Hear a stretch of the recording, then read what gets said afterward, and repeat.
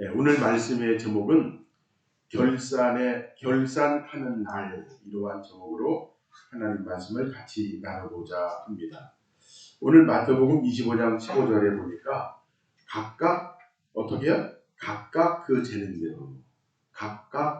재능대로 한 사람에게는 금 5달란트를, 한 사람에게는 2달란트를, 한 사람에게는 1달란트를 주고 떠났더니 5달란트 받은 자는 바로 가서 어떻게 했다고요?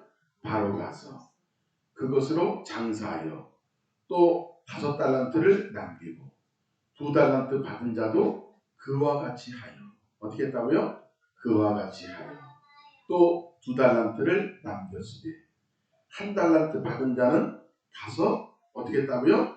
땅을 파고 그 주인의 돈을 감추어 두었더니 오랜 후에 그 종들의 주인이 돌아와 그들과 결산할세. 어떻게 했다고요? 결산할세. 하나님의 나라는, 우리의 인생은 뭐 하는 날이 있다? 결산하는 날이 있다. 이걸 우리가 바라보면서 살아야 돼요. 그냥 뭐 사는 대로 사는 거지. 남들 사는 것처럼 사는 거지.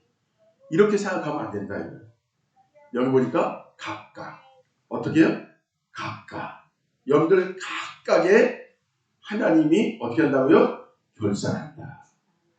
재능이 좋은 사람은 5달란트 큰일 나게 하고, 또 그거보다 못한 사람은 그거보다 작은 일을 맡기고, 또 그거보다 더 작은 사람은 1달란트를 맡겨서 하나님 나라 열매를 맺어라 하면서 우리에게 시간을 주신 거예요. 우리가 30년, 40년, 50년, 100년을 사는 게 그 목적이 있는데, 그 목적이 뭐라고요? 하나님이 원하시는 열매를 맺는 거. 그게 목적이다 이거예요. 그러니까 당신의 삶의 목적이 뭐요? 이렇게 물으면 결혼하는 거예요. 자식 낳는 거예요. 돈 많이 버는 거예요. 출세하는 거예요. 이런 말을 할 수 있지만 우리 예수 믿는 사람은 어떤 말을 해야 된다고요? 하나님 앞에 좋은 열매를 맺기 위해서. 하나님이 나를 이 땅에 보내셨는데 그 목적에 맞는 열매를 맺기 위해서 삽니다. 이렇게 얘기를 해야 된다. 그리고 진짜 내가 하나님이 원하시는 그 열매, 나만이 맡기신 그 일을 위해서 내가 산다. 이렇게 생각을 해야 된다. 그런 얘기입니다. 그래서 어떤 사람은 재능이 많아서 큰 일을 할 수 있어요. 뭐 부흥사도 할 수 있고, 대통령도 할 수 있고, 또 재벌도 될 수 있고, 그럴 수 있는 거죠. 또 그거보다 약한 사람은 또 뭐 좀 평범하게 이렇게 살 수 있는 거고, 또 그거보다 더 약한 사람도 있을 수 있다. 그런데 무엇은 해야 된다? 최선은 다해야 된다. 마음을 다하고 뜻을 다해서 최선을 다해서 5달란트 맡은 사람은 5달란트의 열매를 맺어서 하나님께 와야 하고, 또 2달란트 정도밖에 안 된다 그러면 그 사람은 2달란트의 또 열매를 맺어서 하나님께 가져와야 되고, 1달란트밖에 안 된다 그러면 1달란트 열매를 맺어서 가져와야 되거든요. 근데 여기 보니까 1달란트 맺은 사람은 땅에다 감춰버렸어요. 그래서 결산하는 날이 온다. 나에게 뭐가 온다고요? 결산하는 날이 왔어요. 내가 너를 태어나게 해서 60년, 70년, 80년을 살게 했는데 너는 내가 맡긴 그 열매를 얼마나 맺었는가? 이게 중요한 거예요. 그러니까 이 땅에서 부자로 사느냐, 또 명예를 가졌느냐, 물론 그것도 중요하지만 그거는 10번째로 중요하고 1번으로 중요한 게 하나님 앞에 어떤 열매를 가져왔는가. 하나님의 복과 상급이 최고로 중요하다는 거예요. 그래서 결산을 하는데 5달란트 맡은 사람은 얼마큼 가져왔어요? 5달란트. 10달란트를 가져와서 주인이 너무나 기뻐서 너는 주인의 기쁨의 잔치에 참여하라. 인정받는 거죠. 또 2달란트도 4달란트 갖고 와서 2달란트 남겼습니다. 그랬더니 똑같이 어떻게 해요? 똑같이. 예? 재능이 좋은 사람이나 안 좋은 사람이나 최선을 다했다면 똑같은 복을 받는 거예요. 근데 한 달란트 받은 사람은 아유 내가 뭐래 뭐 나 같은 사람이 뭐 나 그런 거 잘 몰라 이래가지고 하나님이 원하시는 일을 하나도 하지 않았어요. 그때 하나님이 진노해서 그 한 달란트를 차라리 은행에다 맡기면 이자라도 나오는데 너는 땅에다 감췄냐? 이러면서 너는 어두운 데서 슬피 일갈면서 있게 될 것이다. 그러면서 쫓아내는 그런 일을 보게 됩니다. 우리 인생이 그냥 인생이 아니다. 목적이 있다는 거예요. 비행기가 뜨면 목적이 있어요, 없어요? 목적이 있어요. 차를 타고 어디를 가더라도 목적이 있고 배를 타고 어디를 가도 목적이 있는 거예요. 근데 왜 이 거대한 인생이라고 하는 이 배는 인생이라고 하는 이 차는 어찌하여 목적지가 없냐 그 얘기예요. 예? 그래서 애들한테 물어보면 너 삶의 목적이 뭐니? 몰라요. I don't know. 또 엄마들도 물어보면서 삶의 목적이 뭡니까? 그러면 I don't know. 그냥 결혼하고 자식 낳고 그냥 살다가 잘 먹고 잘 살다가 그냥 죽는 거예요. 이러는 거예요. 삶의 목적이 다 있는 건데 삶의 목적이 있는 건데 성경은 우리에게 뭘 가르치고 있어요? 삶의 목적이 있다는 거예요. 삶의 목적이 있다. 근데 어찌하여 너는 육의 일, 이 육은 무엇을 위한 육이에요? 영을 위한 일이다. 근데 육을 위한 일만 하는 거예요. 그러니까 영을 위한 일만 하니까 이 영을 위해서 살지 않고 육을 위한 일만 하는 거예요. 그럼 우리가 시간을 한번 따져보자 그래요. 하나님이 24시간 줬는데 영을 위한 일은 몇 시간 합니다. 오늘 좀 새벽기도 좀 많이 나오셔서 감사한데 우리 김미자 성도님은 그 뭐 직장 문제 때문에 새벽기도 나와서 헌금하고 이렇게 하시고 또 김현주 사님도 주의를 잘 지키려고 했는데 신랑이 자꾸 밭에 가서 일하자고 그래가지고 타협을 했나 봐요. 새벽에 나와서 그럼 예배 드리고 가면 가주겠다고. 그러니까 남편이 참 안 믿으니까 보통 힘든 게 아니에요. 그래도 예배 드리려고 그렇게 노력하는 모습이 아름답죠.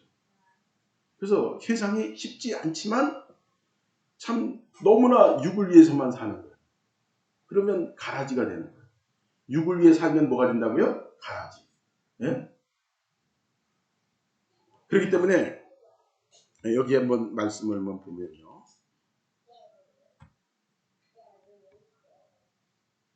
한번 같이 합독하겠습니다. 포도원 지기에게 이르되 내가 3년을 와서 이 무화과 나무를 열매를 구하지 못하더니 찍어버리라. 어찌 땅만 버리겠느냐. 대답하여 이르되 주여 금년에도 그대로 주소서. 내가 두릅하고 거름을 줄이니 이후에 만일 열매가 열면 좋거니와 그렇지 않으면 찍어버리소서 하였다 하니라. 포도원에 무화과 나무를 심어가지고 3년 정도를 기다렸는데 열매가 없는 거예요. 그러니까 참 그 얼마나 속상해요.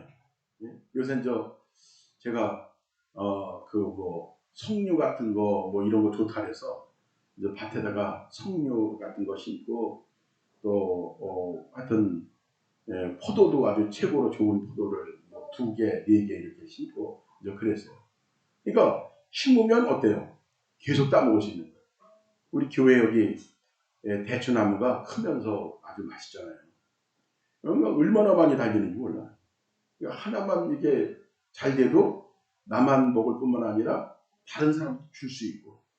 그래서 사람이 다 주인이 기대를 하면서 돈으로 모종을 해가지고 그렇게 땅을 일구고 그렇게 했는데 열매가 맺지 않는 거예요. 그 얼마나 속상해요. 네? 바로 우리 성도들도 마찬가지다. 우리에게 햇빛 주시고 일용한 양식을 주시고 건강 주시고 지혜를 주시고 하나님이 100% 다 주신 거 아니겠어요?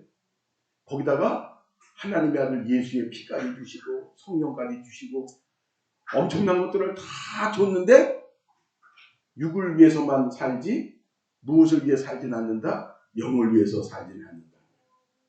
그러면 나중에 결산하는 날 어떻게 한다며? 찍어버린다.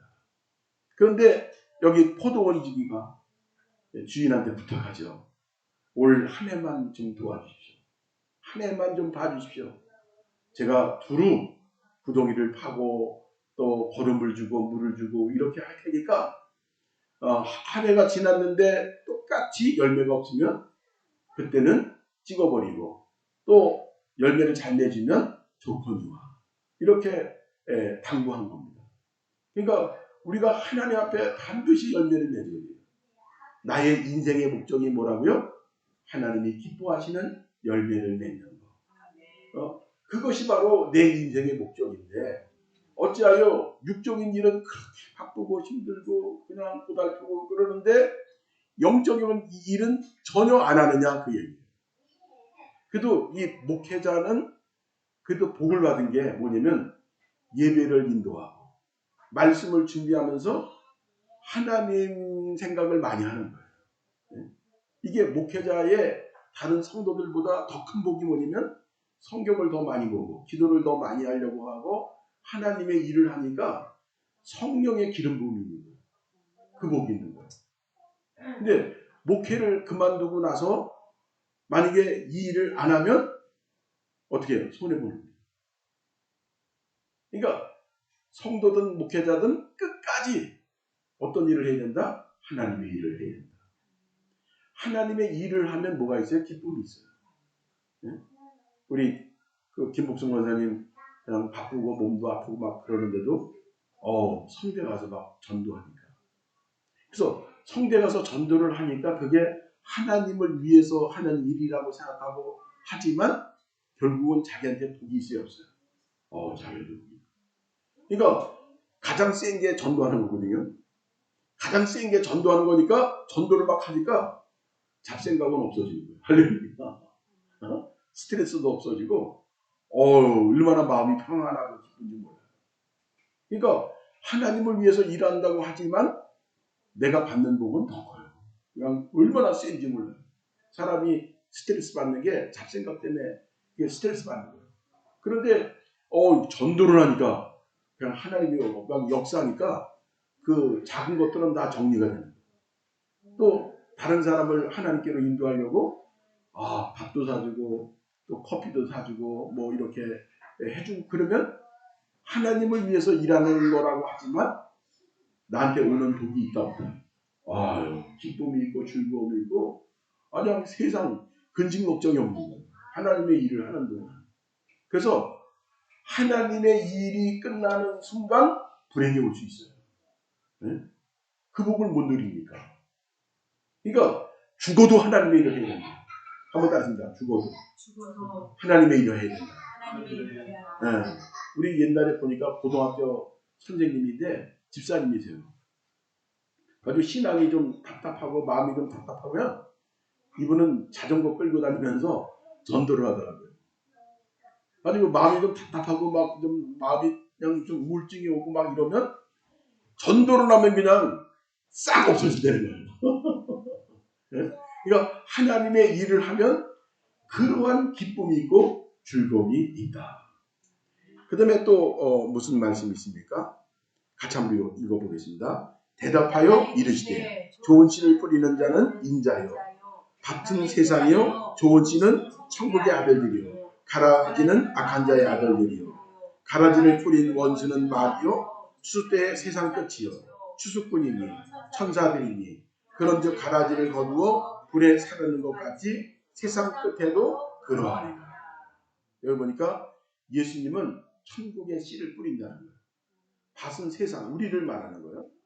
좋은 씨는 천국의 아들들, 가라지는 악한 자들의 아들들이다.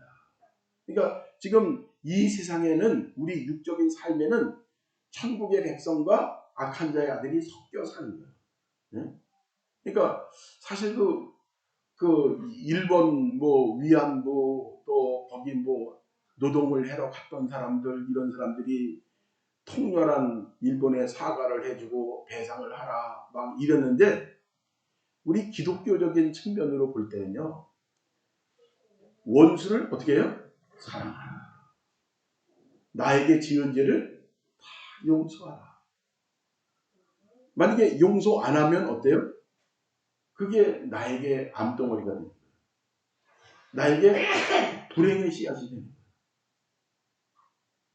미운 사람을 미워하면 내가 먼저 죽어. 분노, 미움이 있습니다.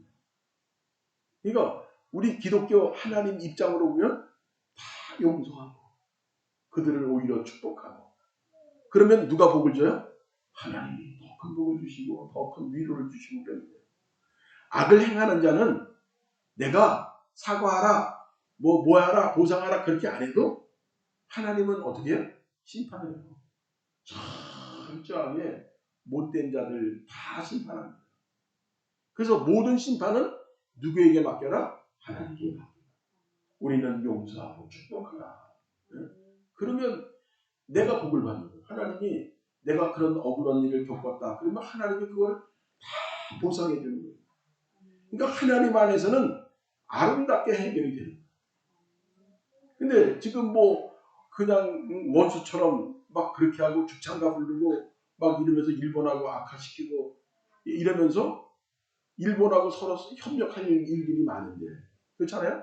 거기도 선진국이고 우리도 선진국인데 우리보다 더 선진국이 앞서가잖아요.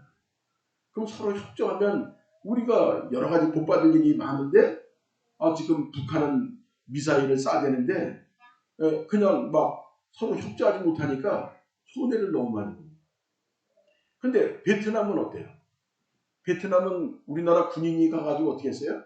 그냥 싹 죽여버리고 그리고 또 여자들 또 그냥 막 그냥 그런 짓도 하고 가지고 거기 따이안이 많대요. 예? 한국인 그 씨앗들이 많대요. 혼혈족이. 그러면 걔네들도 우리 베트남 와서 죽였지. 그리고 또 여자들 그렇게 했지. 예? 배상하라. 이 나쁜 놈들아. 이 꼬리야 나쁜 놈 새끼들아.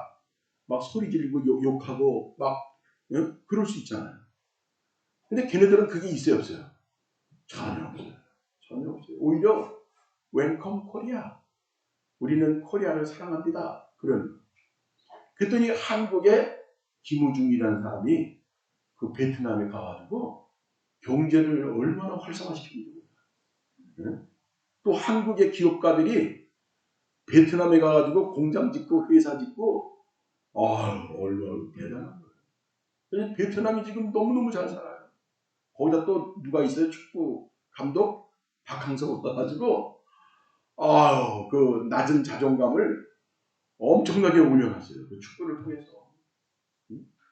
한국을 통해서 베트남이 대박이 난 거예요. 그래서 베트남에 가면 여기가 한국인지 베트남인지 잘 몰라요. 왜냐면 차가 뭐 입시학원 차, 무슨 어린이집 차, 한국말로 붙여있는 거 그대로 그냥 쓰고 다닌대. 걔네들은 그걸 좋대. 한국말로 무슨 회사차 막 이런 거. 그걸 보면 여기가 한국인가? 멋있잖아요. 베트남 멋있어요 안 멋있어요? 멋있잖아요. 응? 아니 그러니까 배상받은 것보다도 1000배나 10,000배나 더 경제적으로 복을 받고 얼마나 대단합니까? 그러니까 기독교적 식의 그 패러다임이 복을 받는 거예요. 이제 일본에서 배상해줬잖아요. 국가와 개인을 대상으로 이미 박정희 대통령 때 다 받아가지고 그 돈 가지고 우리나라 지금 이거 잘 사는 거예요.